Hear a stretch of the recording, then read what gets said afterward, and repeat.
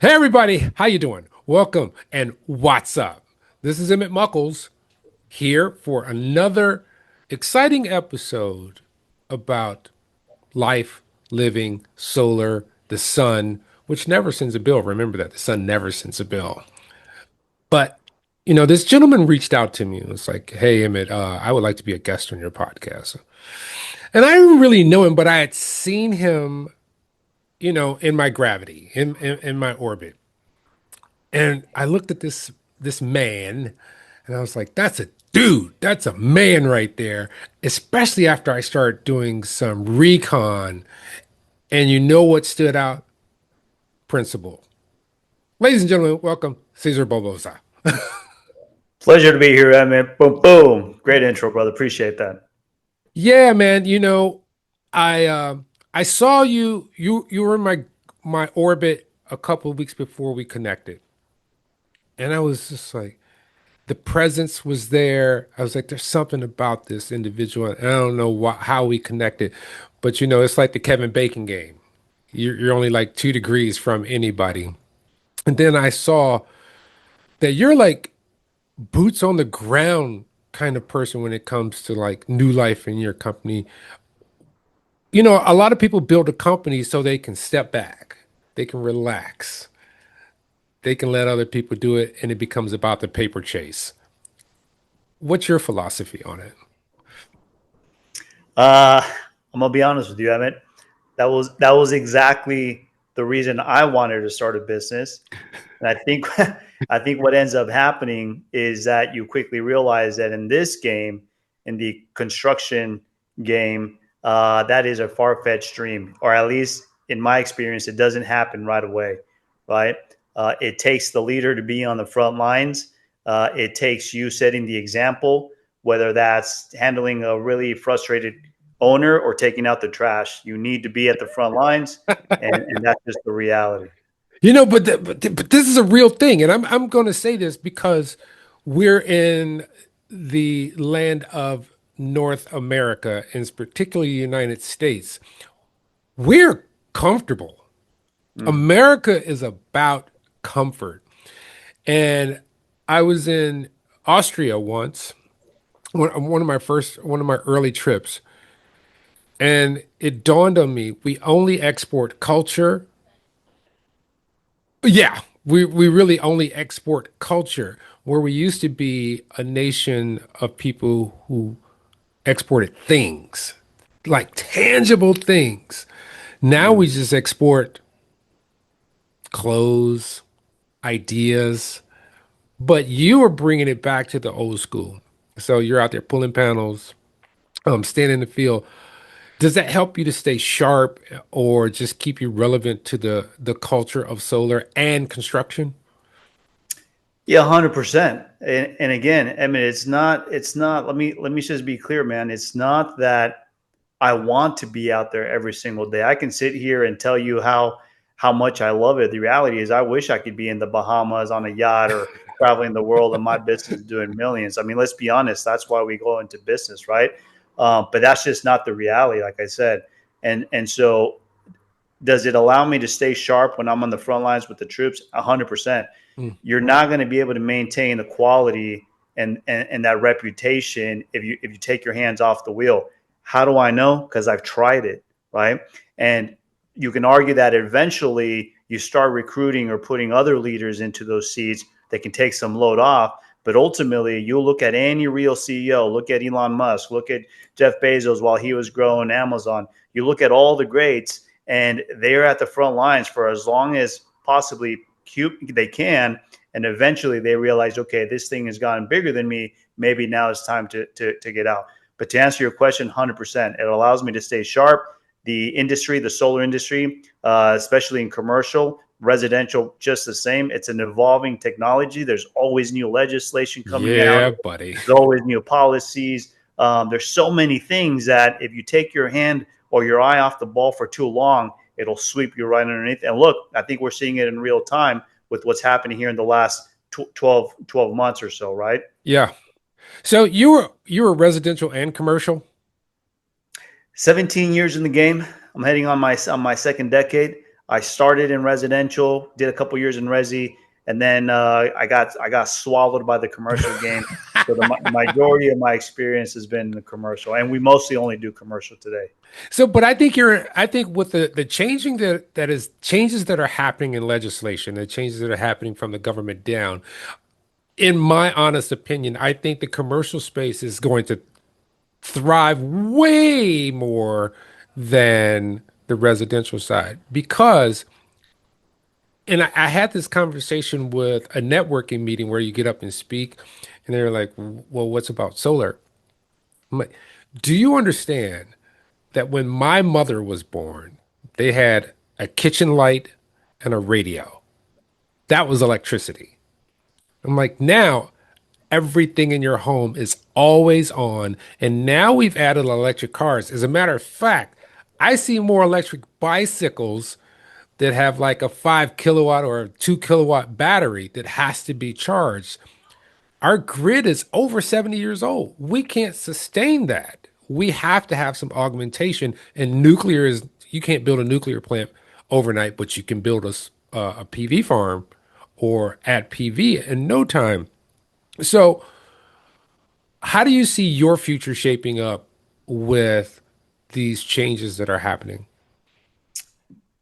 And in my industry, or the specialization that we have happens to be a very overlooked side of solar, which is the end of life, right? I had a friend one, or a mentor more likely. She said she's not in the industry at all, but she's in business. And she told me one time I brought it up, I was like, yeah, I'm owning the lane of end of life. Like that is our mission. And she tells me, oh man, Cesar, do you really got to use that word? It sounds morbid. Is there another word? So I say that jokingly. I think the industry in our echo chamber, we realize and we understand that end of life is a real thing, right? Yeah. I mean, I don't know how much you know about this, but it's really relevant in commercial. We have kind of three phases of failure, right? So we have what we call infant failure of a commercial or utility system that goes online. We have failures that can be seen within the first maybe year or two, and Yeah. these are catastrophic failures. Don't think it's like a little fault here and there. It can be a full bad batch of 10,000 modules that need to be replaced. It can be a particular component or a connector, right? We call this or infant failures. Not so common, but it happens. And then we have kind of the midlife somewhere, or the more adolescent failure, which is like that 5 to 7 year I was going to lifespan. say the exact number. Yes, exactly. Inverters are failing. Maybe rapid shutdowns are failing. And then we have what we call end of life, right? Which is that post 10, 15, 20-year systems where even though perhaps it was maintained well, just like any other Yeah. technology, it's going to have to be repurposed or redone. Well, when you take all those things into consideration, and more specifically, that here in the North America, we've been installing since the early 2000s, Yeah. we are in an era where all of those three cycles have not caught up. And so when you ask me, how do I see legislation affecting our businesses? Look, I'm not going to say it doesn't. Of course, when these installers or developers start feeling those frictions, they're going to start tightening up the belt.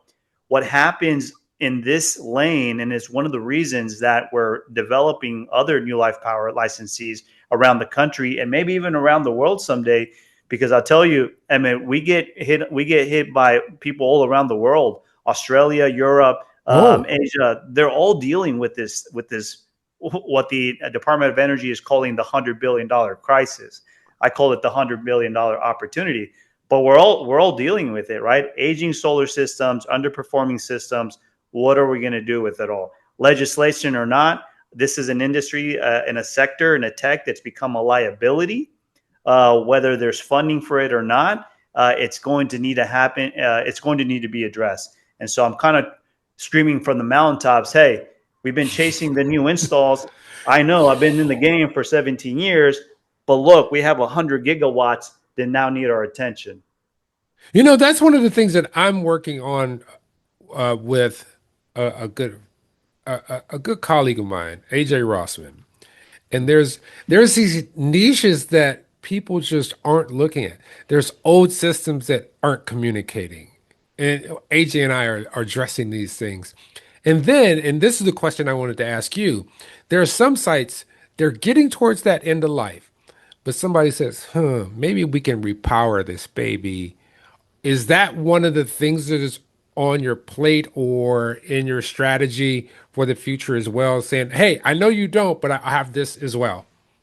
Oh, 100%. I mean, it's a 10, $50 million opportunity today here in North America. There's a lot of systems that are being repowered today. So we, like, I guess the way to look at it is, and it's not just for us, but it's for probably any special projects team, right? Whether they're O&M or EPC. I think they've now gotten privy to this, and so they have these special projects team. So we call it the 3 R's: the repair, the remove, and the replace. Right. And the replace is Yes. basically the repower. So yeah, it's definitely a lane. We just did a project that we're really proud of for it's a public project, South San Joaquin Irrigation District out of the city of Manteca. You can look it up. We turned that system on earlier this year, did a little under $3 million full rehaul. We removed, replaced everything except for the ground piers. This is about Oh, yeah. 1.62 megawatt system. We replaced everything. It had old central inverters, Antrax GT for those central inverter gurus out there. We took those out. We brought in all new string inverters. We Yeah. wired the whole array, new transformer, new switch gears. It was one of the most successful rollouts. They were so proud. It made news. They wanted to bring out Channel 2 News to make we might still, and get this. Now I'm here. I'm throwing a little plug for myself. Sorry. I mean, You're supposed to. the Department of Energy picked it up. So now they're doing a publication. We're going to roll out a publication, which is more of a case study. So because we document all this data, right? I mean, it's because it's a prevailing wage job. It makes it easier because they Yeah. kind of make you have records of all this. But we took it to another level because we knew that this was going to be one of its first. And so we collected all this data, and now we're working with the Department of Energy to create this case study to show folks, hey, here are some financials, here are some expectations, and here are some lessons learned as it relates to repowering. I mean, you would think that this would be readily available, but you can't assume anything. One thing I wanted to ask you about is for your business to grow and to basically run, you need bodies. You need people who are going to show up, have the knowledge, have the acumen to say, hey, maybe I need to figure some stuff out or upgrade my skills. Is that a challenge in this market? Because, I hear generationally, there's a slight disconnect when it comes to physical labor or things that you have to do with your hands versus or hands and feet, because you can type at a keyboard with your hands, but you don't hear a lot about that boots on the ground. I got to get it done. I'm going to be dirty when I get home. Yeah, man. Good point. I've had this conversation before. The question usually starts with, "Hey, do you see AI or robotics taking over this lane anytime soon?" And then I ask them, "Okay, well, explain to me how AI or robotics is going to take 2,000 panels, 5,000 ballast block, a bunch of old mechanical hardware off of a 42-foot roof, and then reinstall it, right?" Right. Um, Look, there's going to be some things that robotics and AI can do, but in large blue collar labor, technical trades professions, it's a dire necessity that we need. But here's the thing, I mean, I also hear that complaint that it's hard to find people. I've never really bought onto that mantra. I'll tell you why. I'm an electrician by trade, Right. right? I dug the trenches, I hauled the panels, and I didn't need this constant motivation and influence and even handouts to get to where I am today. If you would have told me, hey, from getting into the trades as a technical trade school to running a multi-million-dollar business, if you told me back then that I'd be in this position, I'd probably laugh at you. It wasn't even in my capacity to think about, right? But that's what the trades allows you to do, especially in a country like this. So I don't buy into that mantra that there's not enough people out there. I think there are, right? Obviously, there's thousands of solid workers out there. I think, as the old saying goes, the really good ones are happily employed. I think Right. the employers, we need to get better at at recruiting them, Oh, training them, and retaining them. And something as simple as a solid ascension plan or a commission plan. Look, pay them above market value, understand what their personal and financial goals are, make that your mission. And lastly, you can only take a horse to the water, but you can't make them drink it, that's right? true. There's also that part of it where you're just not going to be able to make someone win. You're not going to be able to want someone to win more than they want to win for themselves. And so that's my mantra, man. We build an elite workforce here, and it's a cultural thing, right? The culture itself weeds out the bad and Mm. elevates the good, and then they start recruiting within themselves. Yeah. That's what companies should be focused on. That makes me think about when my dad and my uncle's generation, because they didn't have cell phones. They didn't, and I remember my mom's, she started working at General Motors, and it was all word of mouth. Hey, so and so is hiring. Be there on this day at this time to see this person. And they wouldn't have told somebody they didn't think could cut it. If you can't cut it, they're not going to mention it to you. So I understand that totally. And I remember also when I came into the business, when you hired onto a job, you basically didn't touch anything for at least sometimes 3 days to 2 weeks because they sent you to train. We want you to be understand our system, our items. We're going to send you here. Then we're going to bring out. Then we're going to send you with somebody to make sure that you understood. Uh, is that part of the culture that you bring to the table too, where you're bringing somebody like you got potential? We want to help you. Yes.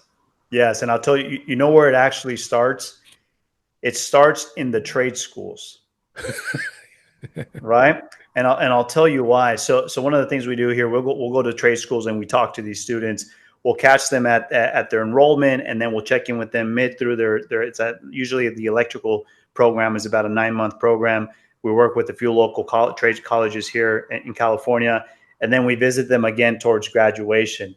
And my message is always the same. It's look, and by the way, this is for all trades, not just electricians, right? It's for all trades: HVAC, auto, green building, construction, all of them. It's the same message. Good on you, first of all, for being here and for putting your money where your mouth is. Whether it's time or money, you're here. Congratulations. But know this: when you get out of here, will you have a leg up on someone else who hasn't invested in a technical trade school? Absolutely. Does that mean that the day one on the job site that you're going to be sitting in an air conditioning room, wiring up a beautiful program logical control center, making $60 an hour? Hail to the no. It does not mean that. You are going to let me paint out a picture right now before you graduate, in case you want to change your mind. For the first couple of years, if you're lucky, you're gonna be digging trenches. You're going to be carrying big pipe up a stair of flights. Yeah. You're going to be doing the grunt work. Okay. But here's the thing. That's the beauty of the trades, right? You need time to be able to see everything. How irresponsible would it be for us to put a 1 year apprentice in front of a high voltage transformer, putting other people's lives and your life, right? How Yep. irresponsible of an employer would that be? No, you have to work your way up. But if you do this right and you learn from the right good team, you will never have to worry about employment again. Matter of fact, master your art and you'll have a job anywhere in the world you want to go. That's true. That statement that you made, if you master your art, I told this to uh, a young man. He's not a young man anymore. He actually runs a division of a solar company. And I told him back in the day, it's like, you have to be the master of your craft. No, you won't know everything, but know so much that you're undeniable. And it came back to bite him because I sent him on an interview and he was like, man, you always talked about these startup caps and how I have to pay attention to them. And this guy asked me the question. I wasn't even thinking and flubbed it. I was like, I told you, master your craft, sir. Be undeniable. Now, You build people. You're how do I put that? You coach people who are serious about the work. What about those people who are not sure? You know, some people come from a background where they don't know what's available to them in life. They haven't had an example to develop the drive. Do you help them as well? Yeah, Emma, look, here's the truth. And I learned this lesson with my own family.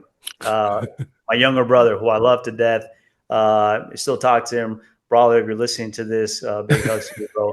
But and he won't deny this topic. We talk about it all the time.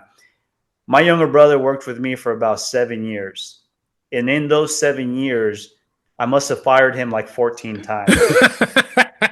Okay, and so it would go something like this, like, dude, you're crazy. No, you're crazy. Who do you think you're talking to? Well, I'm kind of the owner of the company. Yeah, whatever. All right, get out of here. Well, you can't fire me. I quit. Right? Typical story, right?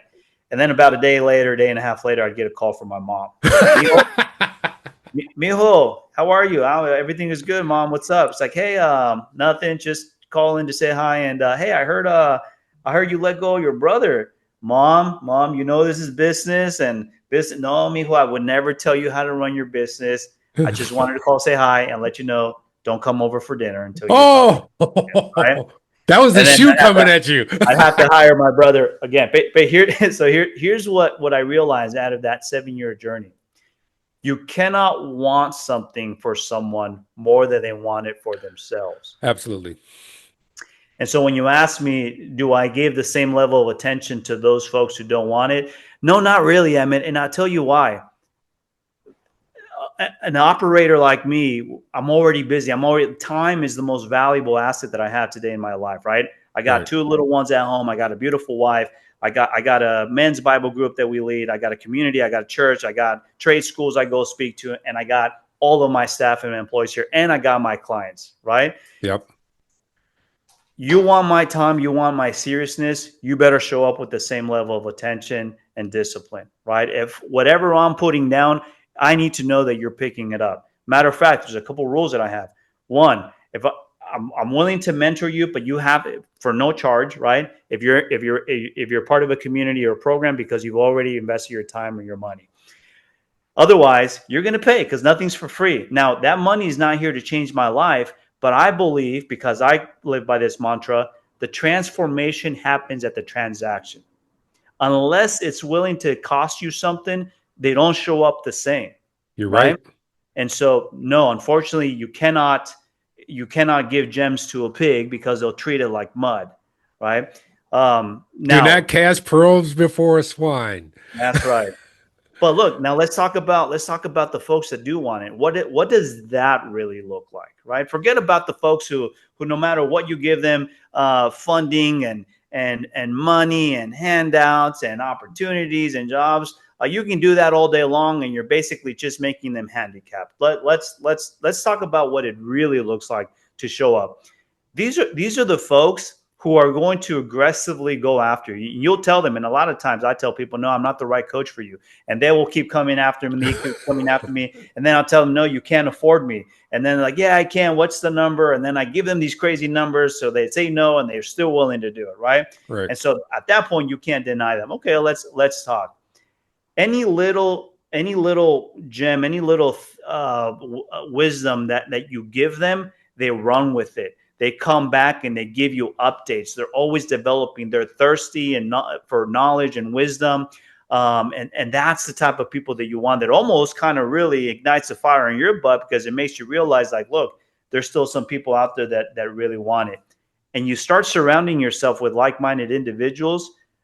The power of proximity is invaluable, It right? Like, is. these people start sharpening you, man sharpen man, as iron sharpen iron. So I tend to focus on those individuals more than worrying about the folks that no matter what you do for them or give them, it's never going to be enough. So you have these biweekly calls that you focus on. And I'm going to say it like this because you focus on blue collar.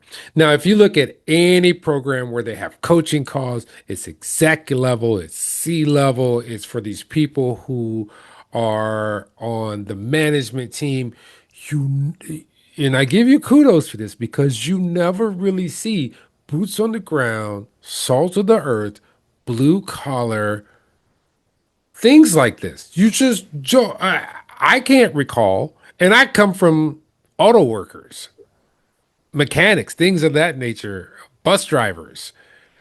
So, I mean, what made you say, because it would be easy for you to say, hey, I'm going to develop a coach call because I own a business. I'm going to target business owners. What made you look back down the hill that you just climbed up? I wanted to create or be or do something that I didn't have growing up in the trades. It's a very lonely, very roller coastery journey. Yeah, You can, yes, if you're lucky, you learn how to seek mentorship, but it's never really a structured mentorship, and so it's hard to give and take. And they say that you're always most equipped to help the people that, looking back, they're 5 years behind you, right? right. How could I possibly coach a white collar MBA in the East Coast living on a skyscraper? Now I can sell them a multi-million-dollar solar project. I have no problem doing that, and I do that pretty well.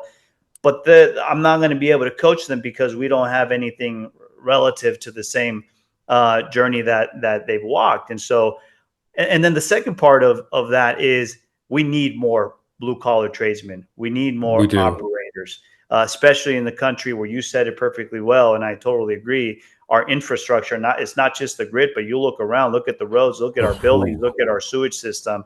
It's decaying. A lot of these younger gen folks wanting to be influencers or YouTube celebrities.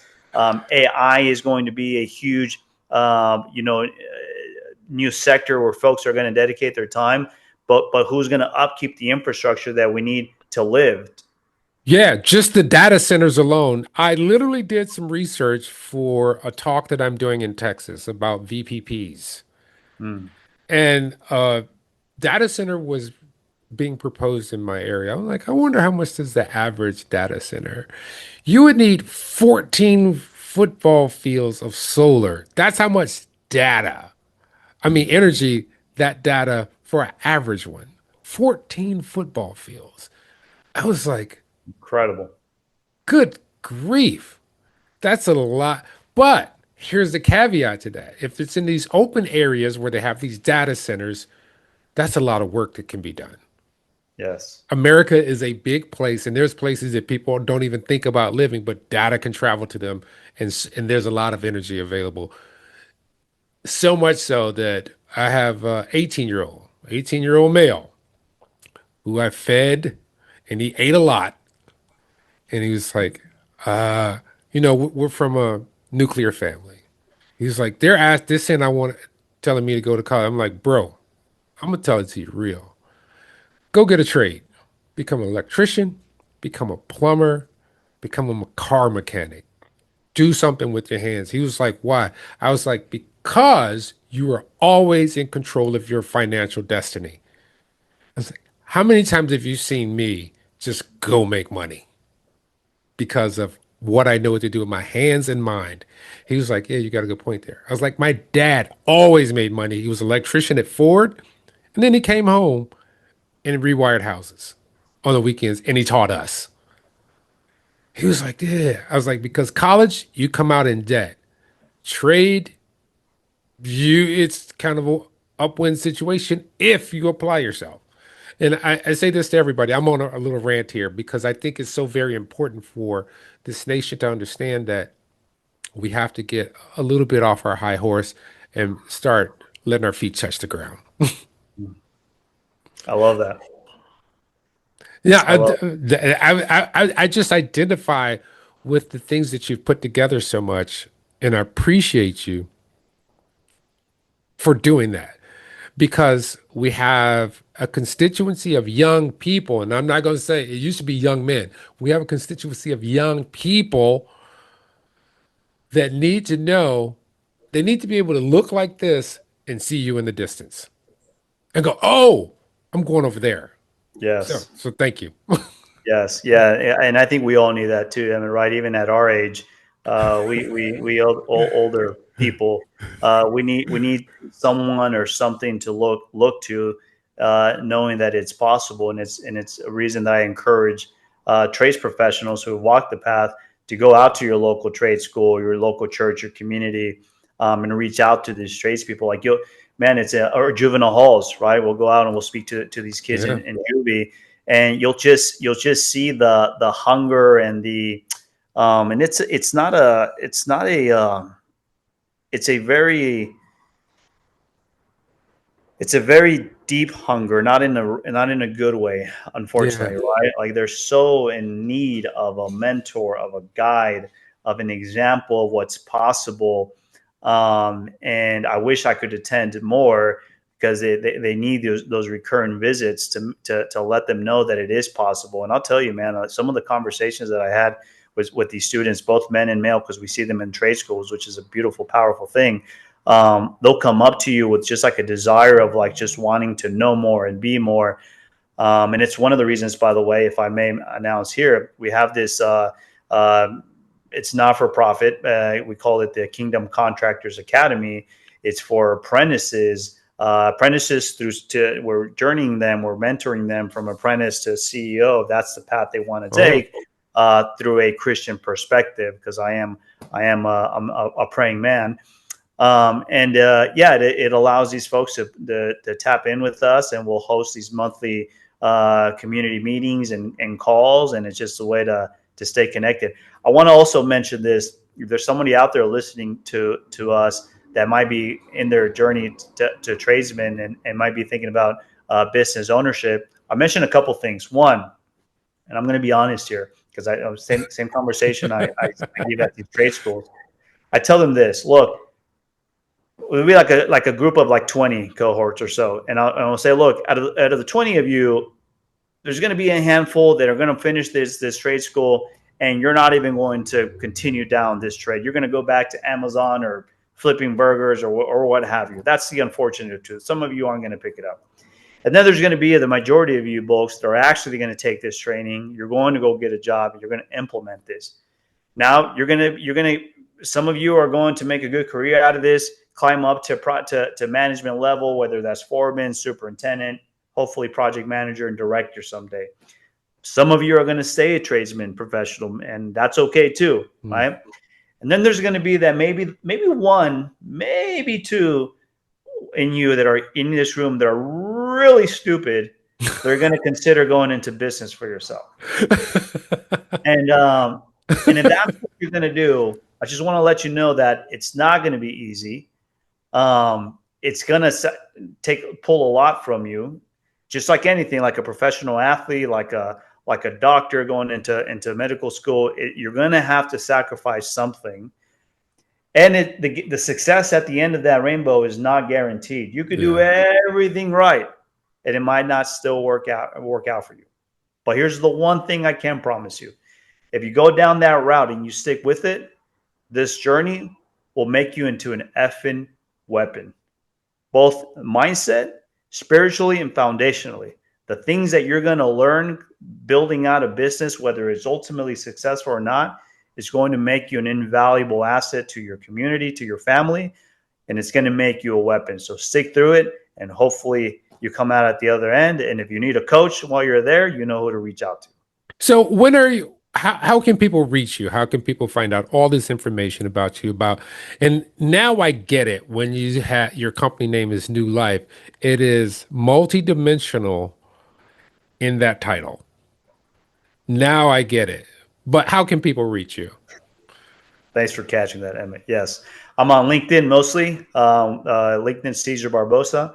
I'm also on Instagram, El Vaquero Solar, or Facebook under Cesar Barbosa. Not hard to find me. Our website is www.newlifepower.com. Everything ultimately gets funneled to me. But send me a direct message, and my team and I will get back to whoever might need our help. All right. Do you attend any shows like RE Plus or anything like that? Yes, of course. Yes. So make sure you look me up. Yes. Appreciate. Cowboy hat. It's not on me today Yeah. because I wear the hat. I don't let the hat wear me. Uh, can't ignore me because I'll be walking up like a charro at these conferences. Hey, I want to thank you so much for being on the WhatsApp Solar podcast. It's been a pleasure. Thank you, Evan. Remember, everybody, this is a place I wanted this to be unlike any other solar podcast. It's not just about the tech or it's not about the policy. It is about the creation and the life force behind it. It's about the tech, it's about the policy, but more importantly, it's about the people. And why is that? Because we are human, Hueman, because we are all powered by the sun, whether you believe it or not. If you take that sun out, it's a wrap for us. But one thing that's really cool about the sun, it never sends a bill. Till next time, love you all. Peace.